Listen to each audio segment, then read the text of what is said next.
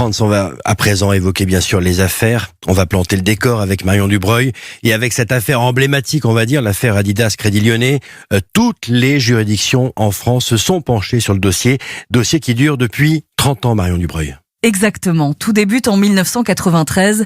Bernard Tapie est à l'époque ministre de la Ville. Il veut faire carrière en politique et pour acter sa reconversion, l'homme d'affaires cherche à vendre au plus vite ses entreprises et notamment Adidas. Il confie ce mandat de vente au Crédit Lyonnais, qui est alors une banque publique. Le Crédit Lyonnais rachète l'équipementier sportif avant de le revendre bien plus cher. Bernard Tapie estime que le Crédit Lyonnais a fait cette plus-value sur son dos. Il réclame près d'1 milliard d'euros à la banque.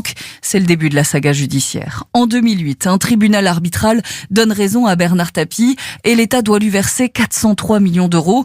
C'est sans compter la ténacité de certains magistrats. Retournement de situation en 2015. La justice annule l'arbitrage en faveur de Bernard Tapie.